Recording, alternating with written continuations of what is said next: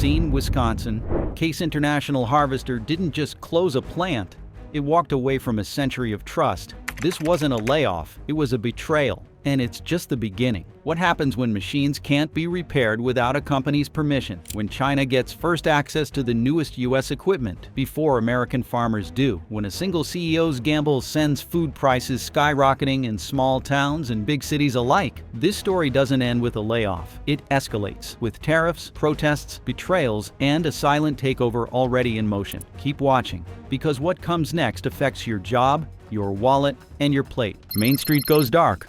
Businesses in towns like Racine, Wisconsin, and Fargo, North Dakota, have always lived in orbit around Case International Harvester. Tool suppliers, fabricators, diners, car dealers, coffee roasters, and barbers, each one fed by the paychecks that walked out of that factory gate every Friday afternoon. But the day the machines stopped, everything else began to unwind.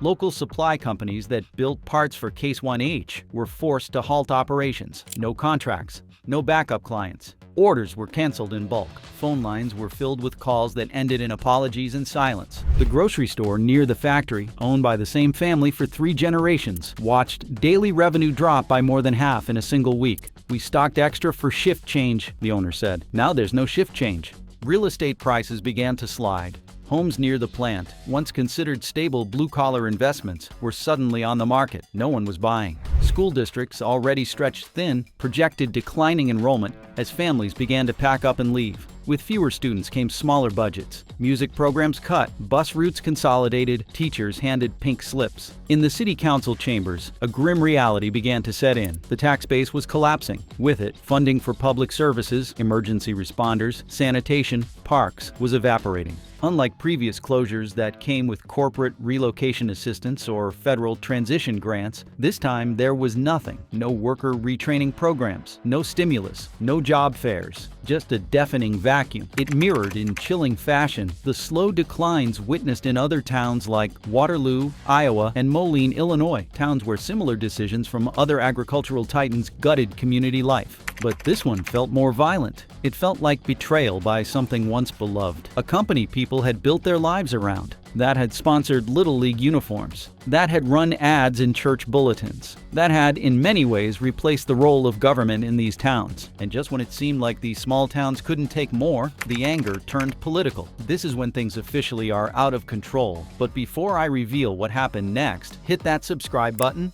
and we will move on. Thank you. From red tractors to red flags. The closure of Case International Harvester's United States manufacturing sites was never going to stay a local issue. Within days, the story had spread beyond state lines and into the chambers of Congress, and with it came fire. Senators from agricultural states held emergency press conferences, flanked by union workers and furious constituents. Iowa Governor Kim Reynolds called the decision a betrayal of blue-collar values. Ohio Senator Sherrod Brown demanded a congressional hearing and called for stricter controls on corporate outsourcing. Even President Donald Trump took aim at Case 1H. In Des Moines, he thundered, "You do not abandon the American farmer. Not on my watch." He promised a 200% tariff on any Case International Harvester equipment manufactured overseas and sold back to the United States. Within 48 hours, the parent company's stock dropped by 4.7%. Protests followed. Angry crowds gathered outside dealerships in Illinois,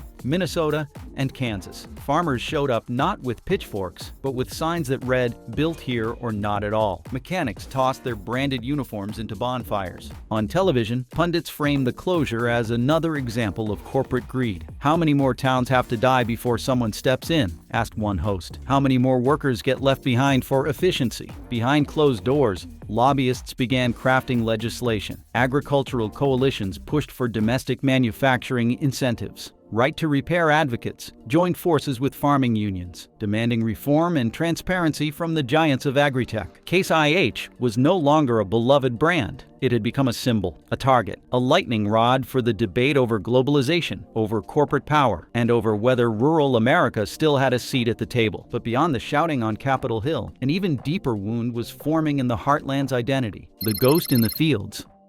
The silence that followed wasn't just about jobs. It was about loss, of meaning, of connection.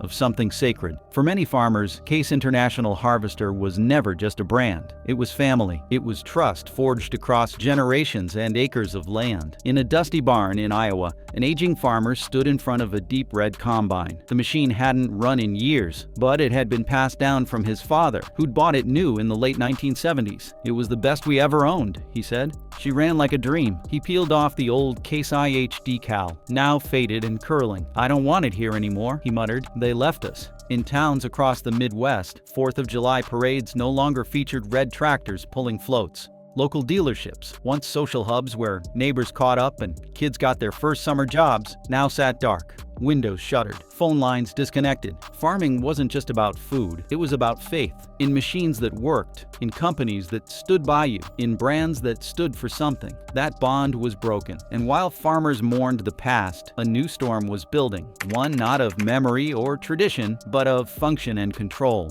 Yet the real battle was about to move from hearts and minds to the very machines that powered America's farms, locked out of their own tools. It used to be simple. If a tractor broke down in the middle of a field, a farmer would roll up their sleeves, grab their toolkit, and fix it. That was the norm for generations. Mechanical problems were a challenge, sure, but they were solvable. Now, a blinking sensor light can turn into a full-scale crisis. And the worst part? The fix is locked behind a digital wall. Modern Case International Harvester equipment is no longer just a machine. It's a computer on wheels, and that computer is encrypted. Today's tractors and combines come loaded with proprietary software that farmers are legally prohibited from accessing. If a minor glitch halts the machine, the farmer can't override it. They can't diagnose the issue. In many cases, they can't even start the engine. One farmer in Nebraska had a perfectly functional combine sitting idle during peak harvest season, all because a single sensor malfunctioned. The machine required a software reset. Normally, this would be a 30-minute fix. Instead, it took 5 days. Why? Because only an authorized Case International Harvester technician could legally run the diagnostic and unlock the reset function. The technician had to travel over 200 miles, charge 3 separate fees, and by the time the machine was running again, the weather had shifted. Half the field was lost. Another farmer in Indiana took a different route. Tired of waiting, he attempted to bypass the system himself. With a bit of technical savvy and help from an online forum, he successfully modified the firmware temporarily. The machine booted, ran for 20 minutes, and then shut itself down. A digital kill switch activated. Not only did he void his warranty, but Case International Harvester also remotely flagged his equipment for non-compliance.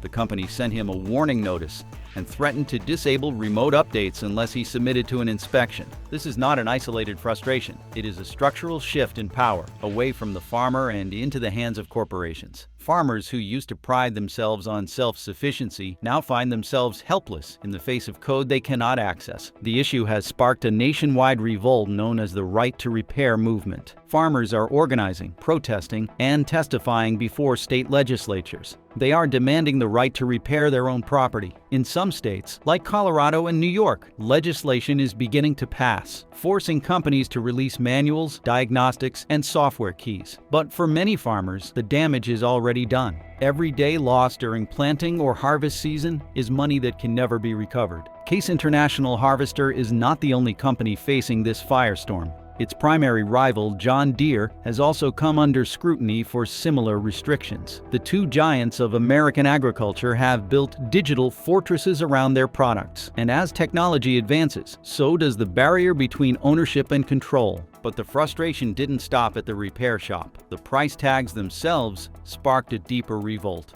$1 million machines, zero trust.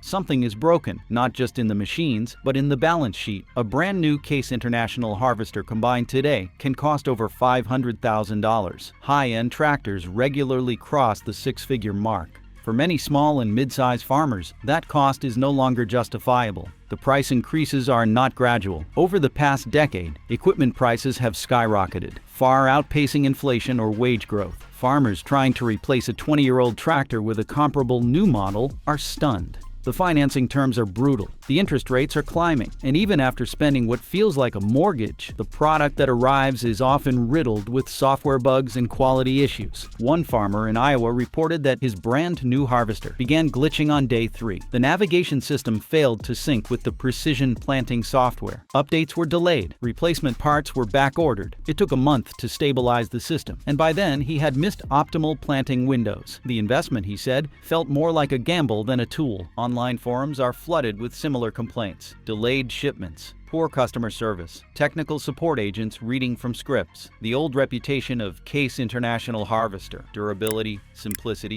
reliability, has been replaced with a corporate facade. Many farmers now believe that the company's pricing strategy has nothing to do with value and everything to do with shareholder optics. Analysts have pointed to the root of this issue: the company's shift toward global manufacturing. Since moving major operations to Brazil, India, and Germany, Case International Harvester has slashed labor costs. But the savings have not translated into lower prices. Instead, they seem to have widened the gap between corporate profits and end-user trust. The company insists that the price hikes reflect the rising cost of raw materials and technological innovation, but many farmers are not buying that explanation, literally or figuratively. They see a corporation that laid off domestic workers, moved production overseas, and now sells more expensive, less dependable equipment to the very communities it once served. And that's when farmers decided, if red can't be trusted, maybe it's time to look elsewhere. The color rebellion begins. In barnyards across America, a quiet revolution is underway. Red tractors are being traded in for orange, green, and even blue. For some, the change is purely economic. Brands like AGCO and Kubota offer similar performance at a lower cost without locking down repairs or bloating prices. For others, it is ideological, a statement, a rejection of corporate abandonment. Dealerships are reporting a shift in brand loyalty not seen in decades. Farmers who once swore by Case International Harvester now openly endorse alternatives. Some post side-by-side comparisons on social media. Others upload time-lapse videos of replacing their entire fleet. The message is clear: we're done. It is not just a fringe trend. AGCO and Kubota have posted steady gains in market share. Chinese manufacturers, once dismissed as cheap and unreliable, are quietly carving out territory in the American Midwest. Their equipment may lack some of the high-end features, but it gets the job done, and it is easier to repair. Younger farmers, particularly those from Generation Z, are especially open to the switch. For them, the color red holds no nostalgic power. They grew up in a world of app-based tractors and live-streamed harvests. They value functionality, transparency, and autonomy. Case International Harvester, in their eyes, is a dinosaur. Too slow, too controlling, too expensive. The rebellion is not just happening in fields. It is spreading across forums, expos, and auctions. Farmers are exchanging notes, advising one another, forming new buying cooperatives. Some local communities are even creating unofficial brand swap events, trade-ins that feel more like protest rallies. And while American farmers turn away from red, Case International Harvester has turned its gaze outward, plotting a strategy that would change farming forever. The blueprint for a global betrayal. Inside the boardroom of Case International Harvester, the move was logical. If American loyalty is fading, why not pivot to new markets? Internal shareholder letters, later leaked to the press, outlined the plan in cold analytical terms. Labor in Brazil is cheaper. Indian factories are more scalable. Sub-Saharan Africa offers growth potential. American demand is stable, but foreign growth is explosive. The strategy hinges on one assumption: that global expansion will outweigh the reputational damage at home. It is a bet on volume over heritage, margin over memory. The documents even praise agile labor markets and cost-effective capacity planning. For the farmers who built Case International Harvester into a trusted name, the phrasing felt like a slap in the face. Analysts began comparing costs. Manufacturing a tractor in the United States could run upwards of $120,000 in wages, benefits, and compliance. The same unit produced in Brazil, less than $60,000. The savings were undeniable, but so were the consequences. What the company failed to account for was the cultural backlash. American farmers now see Case International Harvester not as a partner, but as a multinational chasing margins. The brand that once symbolized rural resilience now feels like a faceless export product, designed elsewhere, priced out of reach, and stripped of soul. And just as Case International Harvester looked outward, a powerful force in American politics looked in, ready to strike back. Tariffs, Trump, and trouble.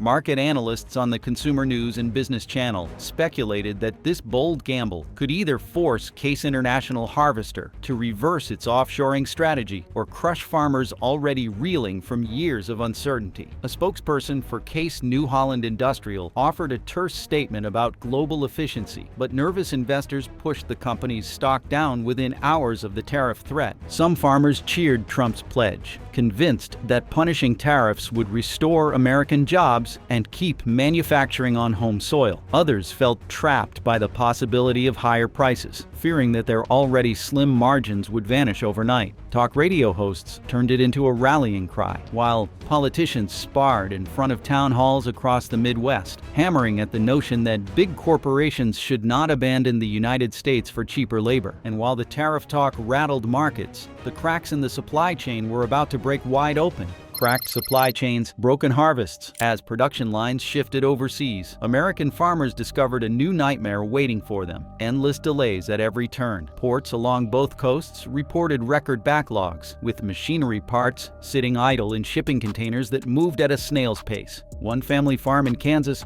watched its key harvester sit useless for weeks, waiting on a single sensor that never arrived in time. Weather windows narrowed, and entire fields went unplanted, turning into dust under the relentless sun. Agricultural economists warned that the short-term cost savings promised by foreign factories would be dwarfed by the long-term chaos of uncertain deliveries and missed harvests. Freight companies worked round the clock, but congested docks and limited cargo space created a bottleneck that neither political will nor corporate influence could unclog. Some farmers blamed weak government oversight, while others called it a systemic flaw. Global supply chains had become too big, too complicated, and too fragile to serve those who needed dependable tools the most. With each passing day, resentment toward Case International Harvester grew, as local crews waited for equipment that might never arrive. But as fields rotted, Case International Harvester's trusted partner network faced a crisis of its own. The dealers jumped ship.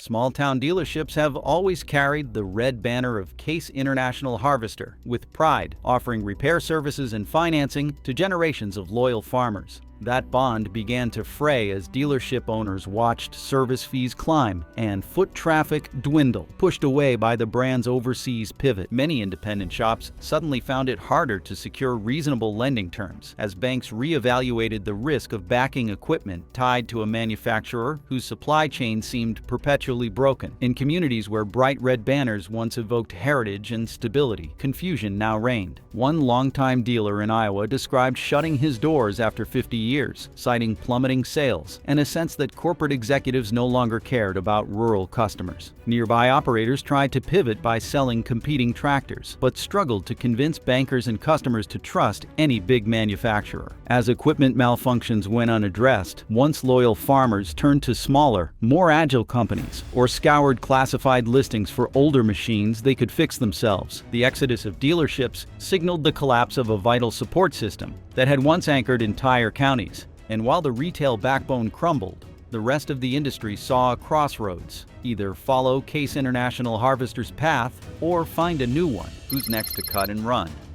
Inside the boardrooms of other major equipment makers, a tense debate raged. Executives at Alice Gleaner Corporation weighed the temptation of moving select assembly lines to lower-cost regions, drafting reports that promised higher profits if they offshored certain product lines. In contrast, leaders at John Deere poured money into marketing campaigns that trumpeted local roots, hoping to capture frustrated farmers who felt betrayed by Case International Harvester. They emphasized loyalty, durability, and American jobs in every advertisement, betting on a rising tide of consumer nationalism. Tech startups offering data-driven systems sensed opportunity, racing to deliver nimble solutions that bypassed the bureaucratic sprawl of global supply chains. Some proposed semi-automated equipment designed specifically for small acreage, while others pushed open-source software that would let farmers bypass restrictive repair policies altogether. Throughout the nation, industry watchers questioned whether short-term margin gains could ever justify the decimation of rural economies and the alienation of once steadfast customers. The divide grew sharper between those who believed in backing American manufacturing and those who claimed global expansion was inevitable. Yet, as corporate boardrooms debate their next move,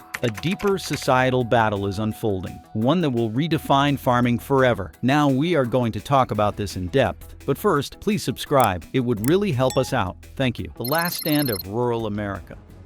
In rural America, small towns weren't just working communities. They were tight-knit networks built on pride, purpose, and decades of loyalty to brands like Case IH. These weren't just jobs, they were legacies. So when that trust was broken, it didn't just feel like a factory closing. It felt like cultural abandonment. This wasn't simply about economics. It was about a deepening divide between globalization's promises and the realities it imposed. Case IH's departure left main streets hollow. But worse, it made clear to millions of farmers that loyalty meant nothing in a system ruled by quarterly earnings and overseas labor arbitrage. What was once a handshake economy, rooted in relationships and mutual respect, has become a spreadsheet-driven machine where decisions are made in boardrooms thousands of miles away. Communities that once fed the nation now feel discarded, like background noise in a story they used to headline. Local leaders are now pushing back, not just with protests, but with vision. Make farming local again campaigns have emerged, calling for tax breaks for American-made machinery and grassroots rebuilding of domestic ag supply chains. For them, this is no longer about one company. It's about preserving a way of life. But in the heartland, people are asking a darker question. Is there still a place for small-town life in modern agribusiness? Because this isn't just a fight against offshoring. It's a fight for survival in a system where corporations don't need communities to thrive.